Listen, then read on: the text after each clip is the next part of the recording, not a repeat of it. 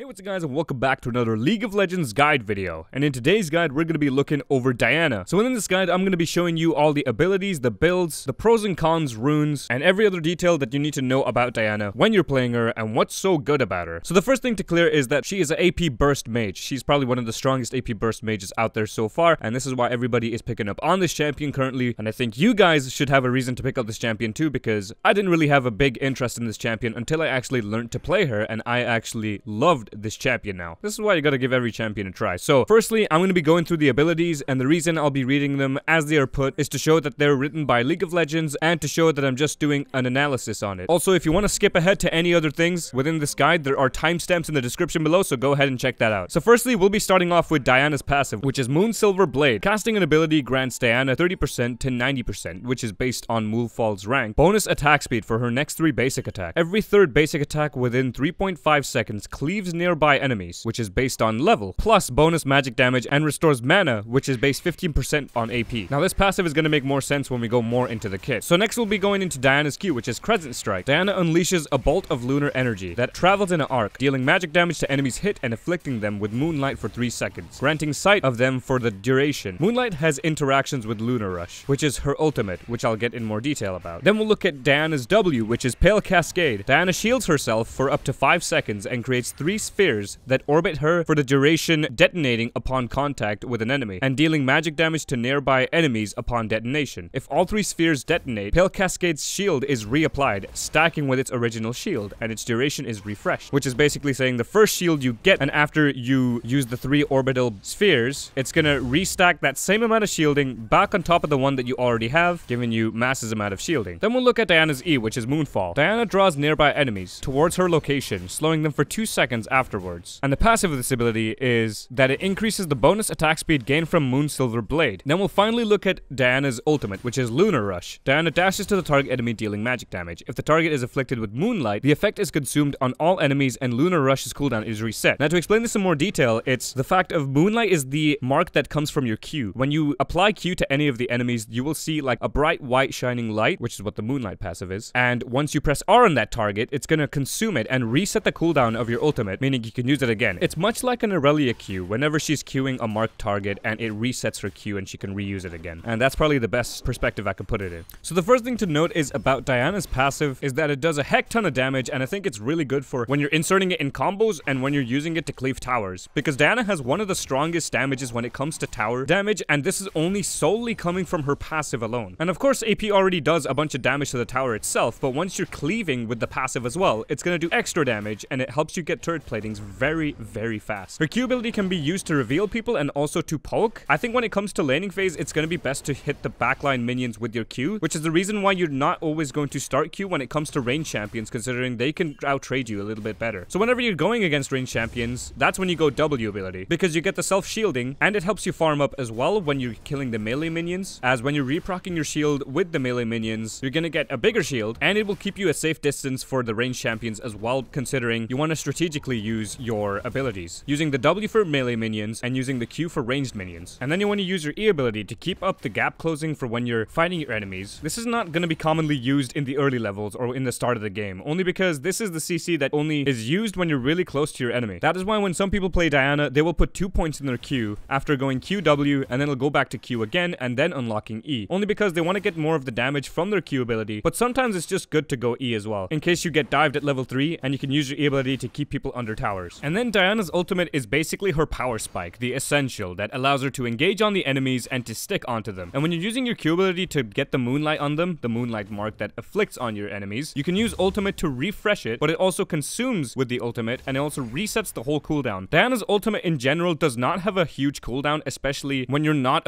getting it consumed by the moonlight charge, as it's only around 20 seconds, even at the start of the game. But it's good to hit the moonlight because it acts like a dash ability like Aurelia's. Say for like Aurelia, you press Q on an unmarked target. Her Q is not on a huge cooldown, but it's on some kind of considerate cooldown that is not too big or too small, but it's just enough to not allow the champion to dash back onto the enemy in an instant, because the fact of you hitting your Q is what's supposed to make the R ability more rewarding when you're hitting it. This is why it's important when you're making engages. If you can't hit your Q, you're gonna lose a lot of trades, because if you're looking to engage without landing your Q ability, you're not gonna get the best of trades, and it's probably not gonna be ending out well for you unless the enemy's very low and very squishy. So So when you're landing your Q ability, I advise you putting on Smart Cast so you can see the actual curvature of where the ability actually lands, because it does not go in a straight line. It obviously curves, like I showed you on what the ability does. And if you're looking to trade or all in, make sure you land your Q ability. If you still miss your Q, but your jungler's coming in to gank, you can still close in with your R and use your E to keep them with you, while your jungler follows up and you can go kill them. Now, this is all about Diana in the laning phase, but let's talk about Diana when she's in the jungle. You want to start W because you want to get the self-shielding as soon as you can so you can use it as many times as possible. You're going to go Hunter's Talisman to help with that healing, but we'll go more into builds later. So let's say at the start of the game, you start in red buff. Straight from red buff, you can go to Raptors, and the reason you can go straight to Raptors is because she has massive AoE abilities that's really good against Raptors because they're not easy to kill, and usually champions that only focus one target at a time do struggle, but all of Diana's abilities are AoE except her ultimate. So your W and your Q is going to be enough because after you kill red buff, you're going to get level 2, so you can use Q and W to get lots of damage off, but of course you don't want to use them straight away because Diana's passive is more like Lee Sin's passive, where if she uses an ability, the next 3 attacks are going to be very fast. For Lee Sin, it's 2 auto attacks, but for Diana, it's going to be 3 auto attacks because it's going to let off the cleave as well, which does masses of AoE damage. So the first thing you'll be doing is pressing Q on them, getting your 3 auto attacks, then using your W, or you could do it the other way around considering on what kind of situation you're in. Then after that, you can go to your Wolf's Clear, then you can get your blue buff, Gromp, maybe the Scuttle Crab as well, and if you're not well sustained, you can go recall or look for a gank. But ganking is not going to be easy pre-level 6 because her all-in engage is based on her ultimate, so it's not going to be easy to get any engages unless you use one of the combos that I'm going to be indicating you towards later. And then once you've recalled, you can come back and get your Krugs and maybe the next Scuttle, but the chance of you getting both Scuttles is not going to be the highest considering they have a jungler too and they're going to be taking Scuttle Crabs and maybe your camps too. The best thing to do is get vision in the enemy jungle to make sure you know where the jungler is. If the jungler's on the other side of the map, you got priority to steal his camps as long as there's no vision there, which is why you're going to have to buy control wards as well. Later on in the game, Diana can then solo Drakes, but it's best to do that after you got a couple of items. And the one thing to do with Diana is look for opportunities that you can take. She's going to be really strong in the jungle because her clearing and sustainability is very, very good. But to be fair, when it comes to playing with Diana, I think I prefer her on lane, but she can be good both in jungle and on lane. So now that we've talked about Diana's laning, jungling, and abilities, we're going to go over to Diana's runes. So when it comes to laning with Diana, you want to go Electrocute, Sudden Impact, Eyeball Collection, and Relentless Hunter, going Absolute Focus and Gathering Storm, with 2 Adaptive Force runes and a defense rune of your choice. Now the reason you want to go Electrocute is because you want to get as much raw damage from Diana because she's going to be a champion that either is fed or she's not. She's either going to be stomping or she's just going to be very far behind in the game. So this is why you're going to go Electrocute to get as much damage output as possible. Then you can go Sudden Impact so you can get the magic penetration and lethality that comes from it when you're pressing your ulti. Then you can get Eyeball Collection so you can get extra damage for ward clearing. Relentless Hunter is good for roaming and for keeping up your movement speed for when you're out of combat. And then Absolute Focus provides a lot of damage within the early game, especially for when it comes to poking or when you're doing generally just normal damage on high amounts of health. And Gathering Storm is going to help her scale through the game. Taking the 2 Adaptive Force mini runes is going to help her have early damage along with the Absolute Focus damage as well. So her early damage is going to be pretty damn strong. And then when it comes to Diana in the jungle, you want to go Electrocute, Sudden Impact, Eyeball Collection, and Relentless Hunter once again. And then you want to go Triumph and Legend Alacrity. The reason you want to go Legend Alacrity is so you can get the attack speed that will go well with your passive. And Triumph is good for when you're getting ganks, because as soon as you're ganking in on a lane and you kill or assist on an enemy, you will restore a bunch of health back, so you'll sustain well from when you're going back into the jungle. So her rune side is pretty simple. This is like probably the best option to go for when it comes to runes. And then we're gonna look at Diana's builds. So when it comes to starter items, you want to go Doran's Ring or Dark Seal. That option is up to you. And then filling the rest of your inventory with as many healing pots as possible. Going with the Dark Seal start is very strong considering you can get a bunch of the stacks, especially when you're fighting someone that you know you're gonna win against, because once you're stacking up, you're gonna get so much AP, so you can build that later into a Medjai's, and even the healing amount is amplified for when you're using potions. Doran's Ring is a good option for equal matchups or matchups that are strong against you. So when it comes to your first back, essentially you want to get your boots and Aether Wisp. If not, you can go for Needlessly Large Rod, and you want to try going for that early on in the game, only because you want to get as much damage as you can. Diana does go for quite some expensive items quite early in the game as well, so she's not going to have the biggest damage. But these 2 items are going to be used so you can build Spellbinder later, which is not super expensive, but it does take a while to build anyways, which is why we move over to her core items. You want to build your boots into Boots of Sorcery, and then you want to get your Spellbinder as soon as you can. That is the first item you want to get because not many people expect the damage that comes from Spellbinder, especially the active when you're building up the stacks, which is why you're going to go Spellbinder first on Diana. It's probably the best item to go on Diana very first into the game. And then straight after Spellbinder, you want to go Rabadon's Death Cap. Now, a lot of people might be questioning this, but you actually do go Rabadon's Death Cap straight after Spellbinder only because there is so much AP that she gets. She gets like 600 AP in the first like 10 to 15 minutes in the game. Like, it's super insane. And then you want to go like Void Staff third item, or you can go Morellonomicon. And then when it comes to the rest of her items, you can go Gnasher's Tooth, which is probably the most popular item back in the day on Diana, but right now you want to go for the burst option. It's still somewhat viable, but I think there's better options than going Gnasher's Tooth. Morellonomicon is actually really good, especially for fighting champions that have massive amount of healing and you want to do a lot of magic penetration to. Hextech Protobelt is actually really good for a replacement of Spellbinder, only because this item actually helps for dashing forward and helping you use your E ability more effectively, only because you're not going to be using your E ability until you engage on the enemy, until they engage on you. And Protobelt gives you that little dash up speed, and it's a really cheap item. You can go with this in a replacement of Spellbinder because it also has some nice wave clear, and for the obvious reasons that I told you. And then you can go Lichbane if you want to do extra cleave damage or extra passive damage. It's going to do a heck ton of damage, trust me. And then Medjai's from when you're building up your Dark Seal stacks, especially for when you have high amounts of stacks. Because if you know you're stomping the game, build this and go ahead and start killing everyone. You can go Luden's Echo. I think this is a decent option with the damage it has and the CDR you get. Then you can go Banshee's Veil for having a spell shield and going up against AP matchups that are pretty heavy in damage. Or you can go Hextech Gunblade, which is probably not the most popular item, but it can somewhat work and give her some healing, considering she has no massive lane sustain. Because her sustain comes out from shielding, which prevents her from taking damage and keeping her health high. When you're going up against AD matchups, you can go Ninja Tabby, Zhonya's Hourglass, or Randuin's Omen. Ninja Tabby is going to block a lot of auto attack damage. Zhonya's Hourglass is good to keep you in fights and also has armor. And when you're building this item, you want to get Seeker's Arm Guard first because that item stacks up armor for you. And you can go Randuin's Omen if you want to keep the gap close on your enemy. It works a little bit like your E, instead it just slows them. So if you want to have some extra slowing in your kit, you could go for this option. And then when you're going up against AP champions, you can go Banshee's Veil, Maw of Malmortius, or Abyssal Mask. Banshee's Veil provides you with a spell shield, along with having a bunch of resistance and damage. Maw of Malmortius is a decent item, considering the Hex Drinker passive is super strong. It's going to save you from a bunch of AP damage. And Abyssal Mask is a decent item in general, considering it's going to give you health, magic resist, mana, and cooldown reduction. And then when it comes to example builds, this is something that you will see in the end of the game or late game when it comes to Diana. This is the kind of build that you will have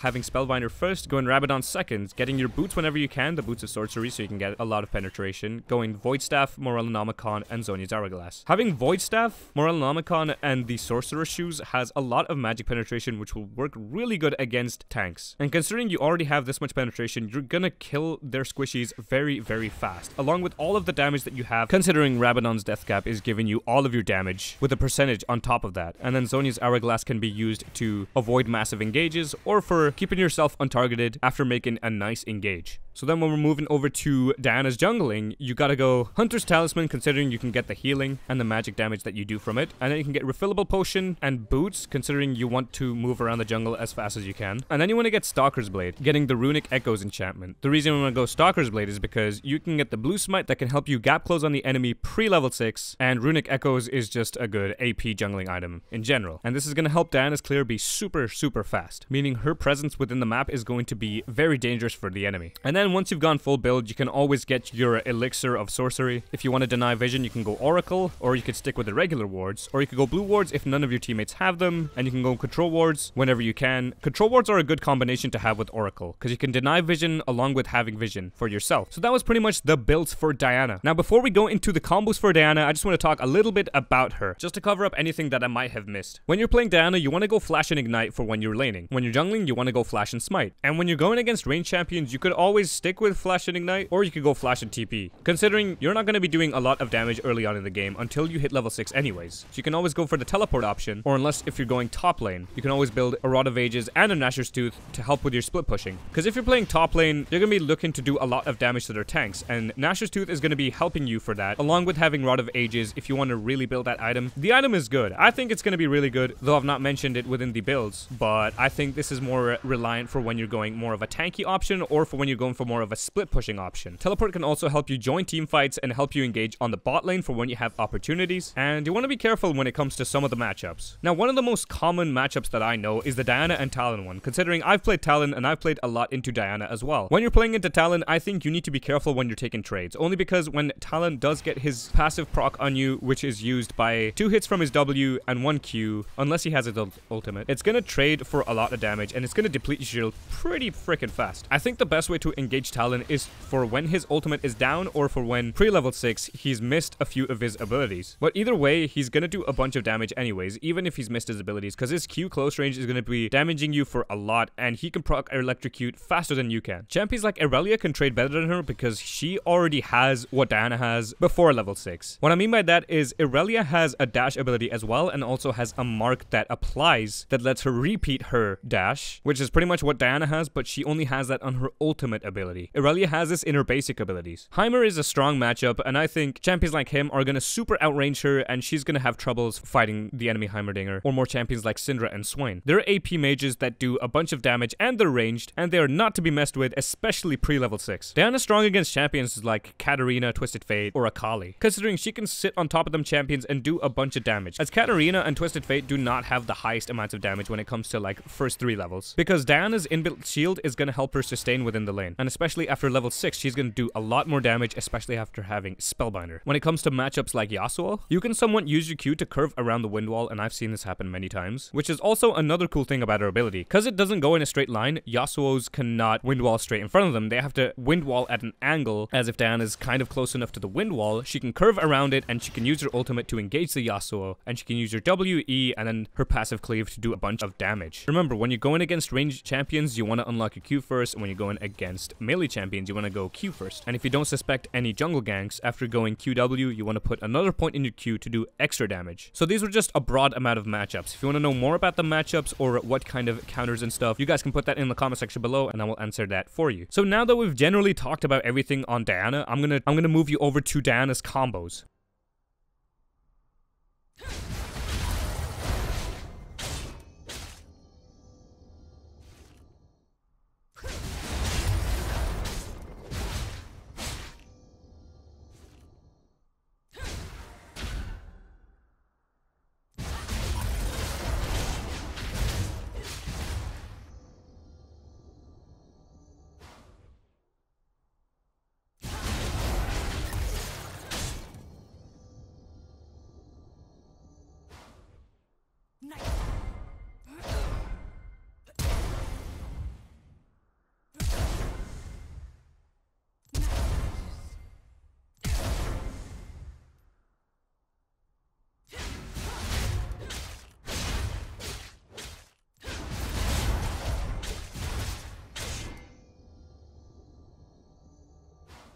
So now that we've looked over Diana's combos, I'm just going to go over a few of the other things before we go into her pros and cons and summarize this video. So once again, to recap, so when it comes to laning phase, going against melee champions, you want to unlock Q. Going against ranged champions, you want to unlock W. When you're going against ranged champions, you want to use your Q to get the caster minions on the back. You want to use your W to get the frontal minions, which are the melee minions. After level 6, you want to do a lot of trades and make sure you one-shot all the squishy champions, because her damage output is crazy, especially with Spellbinder. Remember to activate Spellbinder before going into a fight, because she can put off a lot of damage. Her cleave will do so much, and whenever you have the opportunity to hit the tower, please do it, because it will give you so much damage and turret plating gold, and I think she has one of the earliest, strongest turret damage. But another thing to note is you gotta be wary about other people's power spikes as well. Diana's not gonna trade perfectly with everyone. When it comes to matchups like Pantheon, you gotta respect his damage. His Q spear shot is basically point and click, and you can't do anything about it. And you gotta be careful about the range of his W, because he can sit on top of you and do a heck ton of damage. Your first auto attack's probably not gonna get him because he's got his shield up, and he might look to dive you with that ability because that shield also blocks a shot from the tower. So make sure when you're fighting him, you want to use your Q to farm up. But usually every other matchup that are melee should be pretty damn easy when you're fighting them. When it comes to team fights, you want to look to get their squishies. You want to get away from the enemy front line, and the only way you're going to do that is looking for a pick off in the back. Flanking your enemy is going to be the best option for when you're playing Diana, and you want to make sure you go for the squishies. Make sure their front line has used their CC abilities, because if you're jumping in early on without everyone else, they're going to use all their CC on you and you're going to be dead. So keep an eye on what abilities are being used, because even some squishy champions are going to have some CC. But if you think you can tank through it and pretty much get them, go for it. But another thing to keep in mind is to always check their items. Press tab and check their items. They might have a Zonia's Hourglass or a Guardian Angel. So you need to make sure you know its worth